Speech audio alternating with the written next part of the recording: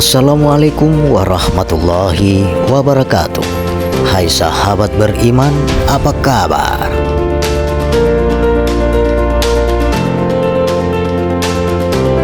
Ketika zikir masih di mulut, engkau sedang mengingat Allah. Ketika zikir sudah di hati, engkau sedang dekat dengan Allah. Tapi ketika zikir sudah di ruh, engkau tidak lagi mengingat karena engkau sudah bersama. Sahabat beriman yang dirahmati oleh Allah Subhanahu wa Ta'ala, kali ini kami akan mengupas hakikat dan rahasia zikir.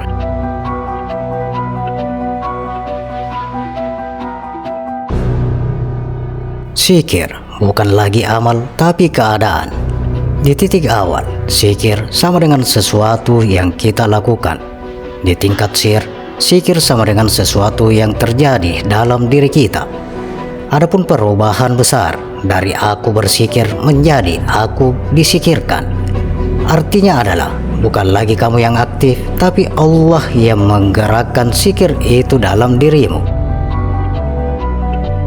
Dalam hakikat terdalam ada 3 hal, yaitu yang berzikir adalah hamba, yang diingat adalah Allah, zikir itu sendiri. Di level biasa ketiganya terasa terpisah, dan di level sir semuanya menyatu. Maka terbuka rahasia, tidak ada yang berzikir kecuali Allah sendiri. Ini yang sering diisyaratkan oleh para sufi. Hamba hanyalah tempat tampaknya zikir. Dalam tasawuf, manusia punya lapisan batin, yaitu nafas atau ego, kalb atau hati, ruh atau jiwa, sir atau rahasia terdalam. Sir adalah titik paling halus dalam diri, tempat perjumpaan dengan Allah. Zikir biasa sampai ke hati, zikir hakikat sampai ke ruh, dan zikir sir sampai rahasia ilahi dalam diri. Adapun zikir tanpa huruf dan suara, di tingkat ini tidak ada lafaz, tidak ada bahasa, tidak ada suara, tapi kesadaran ilahi tetap berlangsung. Ini disebut zikir khafi atau tersembunyi yang paling dalam. Bahkan lebih jauh lagi, bukan lagi mengingat Allah, tapi tidak pernah terpisah dari Allah.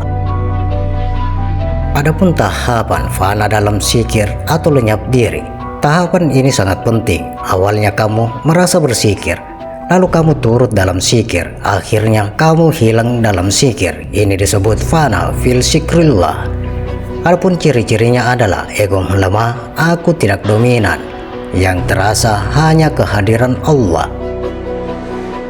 Setelah fana, ada tahapan bako, kembali dengan kesadaran ilahi.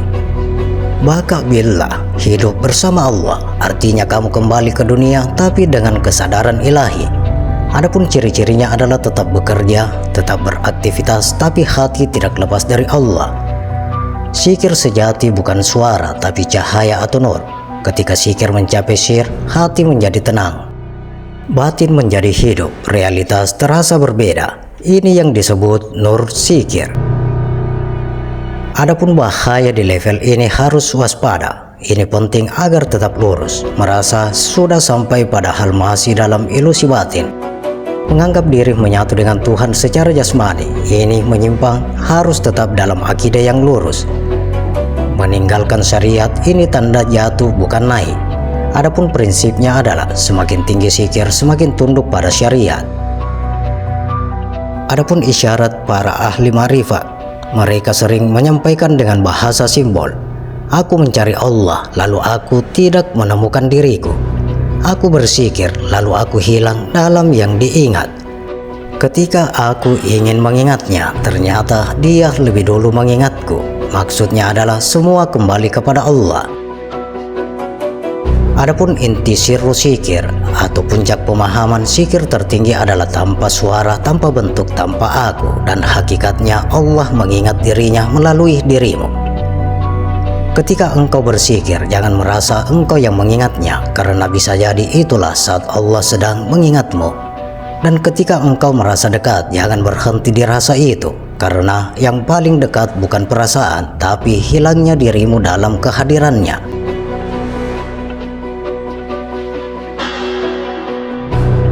Setiap orang yang hendak mensucikan dirinya dengan Allah Subhanahu wa Ta'ala berkewajiban mengamalkan segala petua-petua yang diberikan oleh gurunya di samping berzikir dengan Allah Subhanahu wa Ta'ala. Karena dengan berzikir sajalah maka hakiki dari kekotoran hati dapat disucikan. Dan perlu diketahui bahwa tiada jalan lain untuk mengembalikan diri rahasia Allah Subhanahu wa Ta'ala kepada Zatul Haq melainkan dengan cara mensucikan hatinya.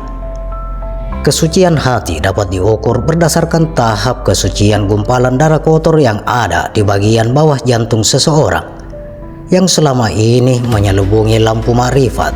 Dengan mendapatkan nur qalbu, maka manusia tersebut akan mendapatkan hidayah dari Allah Subhanahu wa Ta'ala. Seperti sabda Rasulullah Sallallahu Alaihi Wasallam, "Qalbu mu'minin baitullah." Sesungguhnya hati orang mukmin itu adalah istana Allah. Lantas, apa hakikat daripada zikir? Sesungguhnya zikir pada pandangan syariat adalah mengingat Allah Subhanahu wa Ta'ala sebagaimana yang telah kami jelaskan awal, dengan melafazkan asma Allah Subhanahu wa Ta'ala, yaitu apa yang ada di bibir sama dengan yang ada di dalam hati. Adapun penafsiran zikir pada pandangan tasawuf boleh ditafsirkan bahwa zikir adalah satu seruan kepada semua anggota zahir dengan tujuan untuk membersihkan hati dalam usahanya untuk mengembalikan diri rahasia kepada Tuhan yang punya diri. Ini berlandaskan firman Allah Subhanahu wa Ta'ala di dalam Al-Quran surat Al-A'rad ayat 28, "Illa bisikrullahi bayinul qulub." Adapun zikir yang bisa diamalkan orang-orang hakikat dan ma'rifat adalah zikir af'al, zikir asma, zikir sifat, dan zikir saat. Berawal zikir af'al adalah dengan melafazkan kalimat syahadat tauhid, yaitu la ilaha illallah. Zikir ini merupakan zikir awal yang biasa diamalkan oleh orang-orang kumpulan syariat. Zikir ini juga sering disebut sebagai zikir nafi dan isbat, di mana si pengamal zikir ini akan menafidkan segala hak pada dirinya dan segala af'al pada dirinya dengan mengisbatkan segalanya kepada hak Allah Subhanahu wa Ta'ala semata. Di samping dia juga menafidkan kewujudan dirinya kepada kewujudan Allah Subhanahu wa Ta'ala semata-mata. Sedangkan zikir asma itu adalah dengan cara melafazkan zikir keluar nafas, yaitu Allah. Zikir ini biasanya diamalkan oleh kumpulan thariqat, di mana pengamal-pengamalnya terus-menerus menafidkan diri zahirnya dan terus mengisbatkan kepada diri batinnya semata-mata, yaitu Allah. Jika pada zikir syariat yaitu la ilaha illallah masih menyatakan nafi dan isbat dengan melafazkan kalimat la ilaha illallah dengan lidah dan hatinya secara berulang-ulang melafazkan kalimat penyaksian, la ilaha illallah, tiada yang nyata hanya Allah Subhanahu wa Ta'ala. Tetapi pada zikir thariqat adalah lebih ringkas lagi dengan hanya terus menyatakan Allah saja, yaitu diri batin yang mengandungi diri rahasia Allah Subhanahu wa Ta'ala. Zikir penyaksian diri batin ini dilakukan sambil si pengamal menilik diri batinnya. Disinilah dapatlah diterangkan bahwa konsep yang disimpulkan pada zikir asma ini adalah la mawjudu illallah, atau tiada yang wujud pada zahir dan batinnya hanya Allah semata-mata. Kemudian zikir sifat itu adalah zikir keluar masuk nafas atau zikir tanafas, yaitu Allahu, di mana lazimnya zikir ini diamalkan oleh kumpulan orang-orang hakikat. Sesungguhnya zikir ini adalah zikir di mana pengamal-pengamalnya telah memahami konsep pada penyaksian diri zahir dan batin, di mana mereka telah mendapat petua penyaksian diri daripada gurunya yang mursyid lagi ma'rifat. Jadi, bila seseorang itu berzikir dengan zikir sifat, maka berarti dia menyatakan pada diri zahir dan batinnya tentang dua konsep pegangan tersebut. Allahu, la ilaha illallah, Muhammadur Rasulullah. Tiada yang nyata pada diriku, hanya diri batin, dan Muhammad atau diri zahir adalah penanggung diri rahasia Allah. Adapun zikir sad dengan melafazkan zikir rahasia nufus, yaitu hu. Zikir ini juga dinamakan zikir pertemuan makrifat antara sakar dan faraj ketika berlangsungnya persetubuhan. Zikir ini adalah zikir nyata menyata di antara pemberi dan penerima, yaitu zat dan sifat yang kamil mukamil, yang makrifat antara satu dengan lainnya.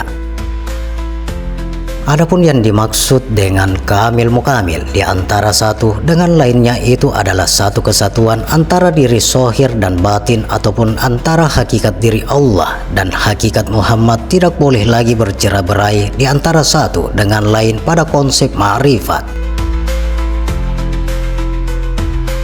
Syariat sama dengan zikir af'al sama dengan la ilaha illallah. Tarikat sama dengan zikir asma sama dengan Allah. Hakikat sama dengan zikir sifat sama dengan Allahu. Ma'rifat sama dengan zikir zat sama dengan hu. Pada peringkat awal bagi orang-orang muftadi atau orang yang baru belajar, mereka biasa dipenuhi petua oleh gurunya supaya mengamalkan dan berpegang dahulu dengan hakikat syahadat, tauhid. Dan bagi orang-orang mutawassit atau orang-orang pertengahan, biasanya diberi petua oleh gurunya mengamalkan zikir asma, yaitu Allah. Sedangkan bagi orang muntahi atau orang yang faham, biasanya mengamalkan zikir sifat Allahu dan zikir zat hu.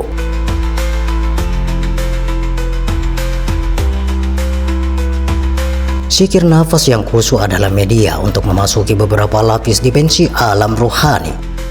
Zikir yang dikerjakan seperti layaknya Mi'raj yang pernah dicontohkan oleh Rasulullah SAW. Kita berusaha merasakan kehadiran Allah dalam diri dan menghadapnya. Jika di dunia saja kita tidak pernah merasakan kedalaman batin secara ini, bagaimana mungkin berkesempatan melihat wajahnya di alam akhirat? Mari menggali potensi dan daya ruhani kita selagi ada kesempatan. Rasulullah SAW bersabda, kalian akan melihat Tuhan kalian seperti kalian melihat bulan pada malam purnama. Hadis riwayat Al-Bukhari. Allah memiliki surga yang di dalamnya tidak ada bidadari dan istana tanpa madu dan susu. Kenikmatan di surga ini hanya satu, yaitu melihat zat Allah sebagaimana yang difirmankan Allah Subhanahu wa Ta'ala. Wajah-wajah atau orang-orang mukmin pada hari itu berseri-seri kepada Tuhannya lah mereka melihat. Quran Surat Al-Qiyamah ayat 22-23. Syekh Abdul Qadir Al-Jailani mengatakan, andaikan malaikat dan jasmani memaksa masuk ke alam ini atau alam lahut, yakni segala sesuatu selain ruh Al-Qudsi, maka keduanya pasti akan terbakar. Seandainya dibuka kesucian wajahku yang mulia, maka pastilah terbakar segala sesuatu sejauh mataku memandang. Hadis riwayat Muslim. Sebagaimana juga yang diungkapkan Jibril alaihissalam, andaikan aku mendekat, pastilah aku terbakar. Barang siapa mengenal dirinya, maka dia akan mengenal sifatnya. Barang siapa mengenal sifatnya, maka dia akan mengenal nafasnya. Barang siapa mengenal nafasnya, maka dia akan mengenal hatinya. Dan barang siapa mengenal hatinya, maka dia akan mengenal rasanya. Dan barang siapa mengenal rasanya, maka dia akan mengenal rahasianya.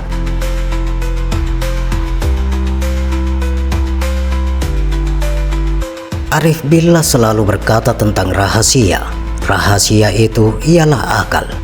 Akal itu adalah diri. Pada diri itulah bermula segala-galanya. Diri itulah yang mengenal Allah. Diri itulah yang ingat, yang takut, yang harap, yang taat, yang ikhlas, yang cinta, yang rindu.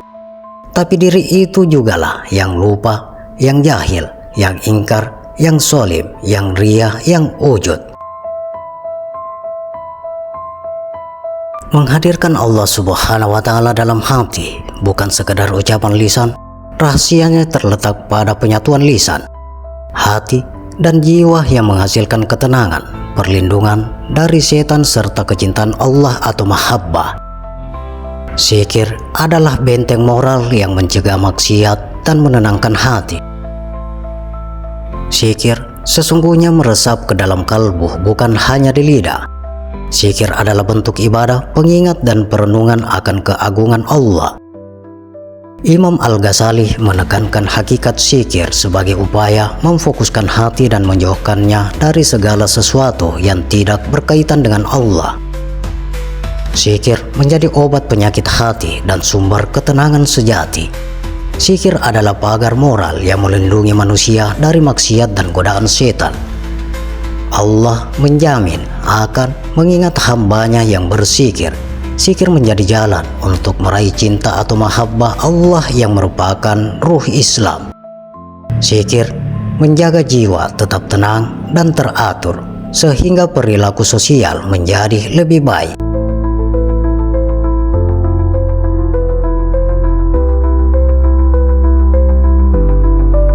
Demikian sahabat rahasia dan hakikat zikir. Bagaimana pendapat Anda? Silakan share pendapat menarik Anda pada kolom komentar. Semoga video ini bermanfaat dan bisa menjadi kebaikan untuk kita bersama.